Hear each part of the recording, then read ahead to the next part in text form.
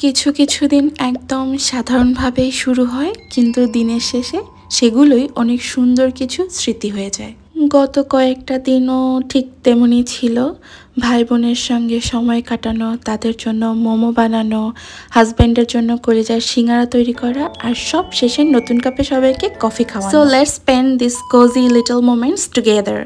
আমার ছোট ভাইটার এইচএসসি পরীক্ষা চলতেছে, যার কারণে পরীক্ষার সময়গুলোতে প্রায় ওদের বাসায় আমাকে থাকতে হয়। আর এভাবেই গত প্রায় 2 মাস ধরে আমার জীবনটা চলছে, কখনো নিজের বাসায়, কখনো ভাই বোনের বাসায়। এক বাসা থেকে আরেক বাসা করতে করতে মাঝে মাঝে একটু ক্লান্ত লাগলেও ভাই বোনের পাশে থাকতে পারাটা আমার কাছে অনেক বেশি গুরুত্বপূর্ণ। সত্যি বলতে ওদের সাথে সময় কাটাতে আমার অনেক অনেক ভালো লাগে। তো আমার ভাই বলল ওর নাকি খুব মোমো খেতে ইচ্ছা করছে, আর আপনারা তো জানেনই নিজের মানুষগুলো যখন কিছু খেতে চায় তখন আমি না করতে পারি না। তাই আমি আর আমার বোন মিলে শুরু করে দিলাম ঘরেই মজার মোমো বানানো। মোমোর পুর তৈরি করা থেকে শুরু করে এক এক করে মোমোর শেপ করা সব কিছুই আমরা দুজন মিলে করেছি। আর মোমোর সঙ্গে খাওয়ার জন্য বানিয়েছিলাম স্পাইসি হোমমেড চিলি অয়েল, সাথে ছিল ক্রিমি মেয়োনেজ, যেটা আমার ছোট ভাই বানাইছিল। গরম গরম মোমোর উপর একটু চিলি অয়েল দিয়ে যখন খাওয়া শুরু করলাম তখন মনে হচ্ছিল এত কষ্ট করে বানানো একদম সার্থক। আলহামদুলিল্লাহ, সবাই খুব মজা করে খেয়েছে। আজকে নিজের বাসায় আছি, তাই সকালে ঘুম থেকে উঠে গরম গরম সবার জন্য কফি বানালাম। 1 কাপ কফি আর আপন মানুষগুলো পাশে থাকলে না দিনের শুরুটাই কেমন যেন সুন্দর হয়ে যায়, তাই না? আগে আমি আড়ং থেকে প্রচুর শপিং করতাম, বাট রিসেন্টলি আমি অনেক কমাই দিছি। এর একটা কারণ আছে। যাই হোক, তো আজকে আমি তোমাদের সাথে কিছু শপিং হল আমি শেয়ার করব, যেগুলো আমি রিসেন্টলি কিনছি। যেদিন বাসায় আসছি ওদিন সন্ধ্যায় কিনছি। তো এই যে মানে অনেক বেশি কিছু না, বাট আবার অনেক কিছু, কারণ আমার ফেভারিট একটা কাপ সেট কিনছি, যেটা আমার উইশ লিস্টে ছিল।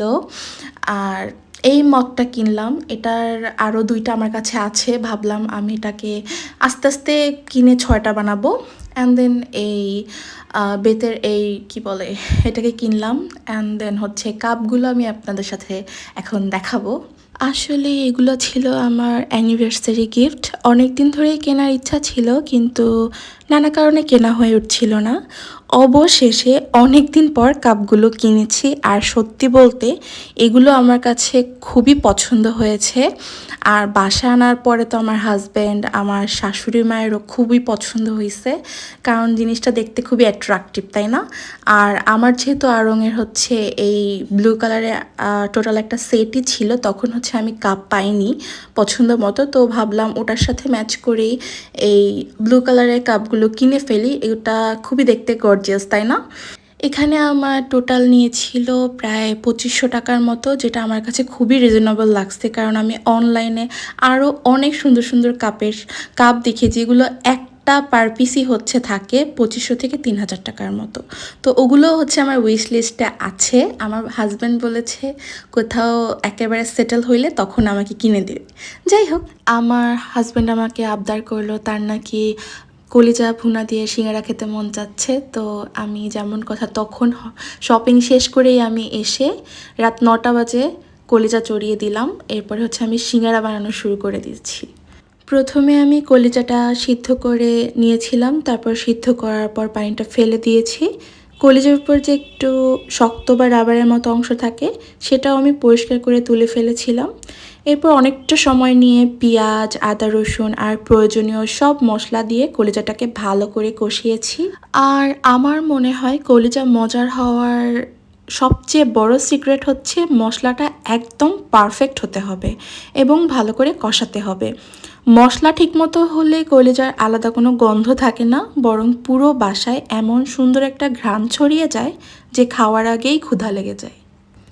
কলিজার পুর তৈরি হয়ে গেলে আমি এক এক করে সিঙ্গারাগুলোকে বানাতে শুরু করলাম। আমার ইচ্ছা ছিল ছোট ছোট কিউট কিউট সিঙ্গারা বানাবো, কিন্তু বানাতে বানাতে দেখি সবগুলোই বেশ বড় হয়ে গিয়েছে।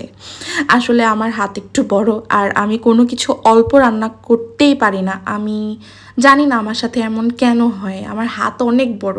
আমি রান্না করতে গেলে 2 জনের রান্না করতে গেলে আমার মনে হয় আমি ওইটা দিয়ে 10 জনকে আমি ভালো করে খাওয়াতে পারবো। এটা সব সময় হয়, আমি জানি না কেন।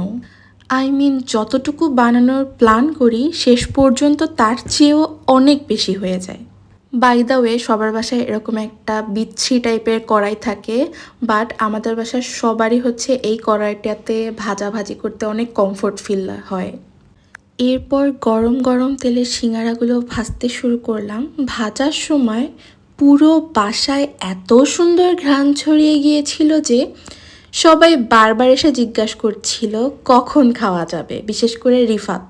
ও খুবই এক্সাইটেড ছিল।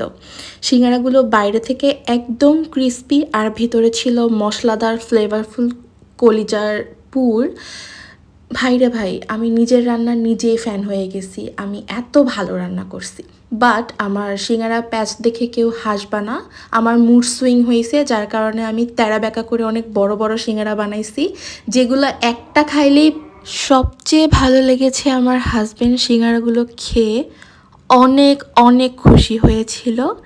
আর সত্যি বলতে নিজের হাতে বানানো খাবার যখন প্রিয় মানুষ এত মজা করে খায়, তখন সব পরিশ্রম এক মুহূর্তেই সার্থক হয়ে যায়।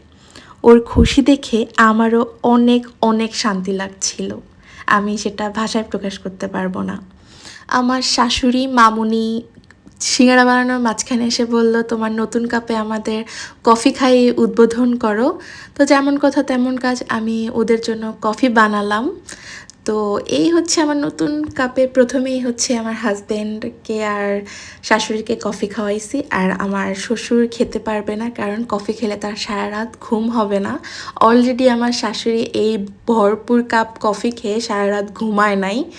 গরম গরম কফির সাথে কলিজার সিঙ্গারা আর বাইরে ঝুম বৃষ্টি, আর ফ্যামিলির সবার সাথে বসে এরকম মোমেন্টস ক্রিয়েট করা আসলেই সবার ভাগ্যে থাকে না। আলহামদুলিল্লাহ, আল্লাহ আমাকে এত সুন্দর একটা জীবন দিয়েছে।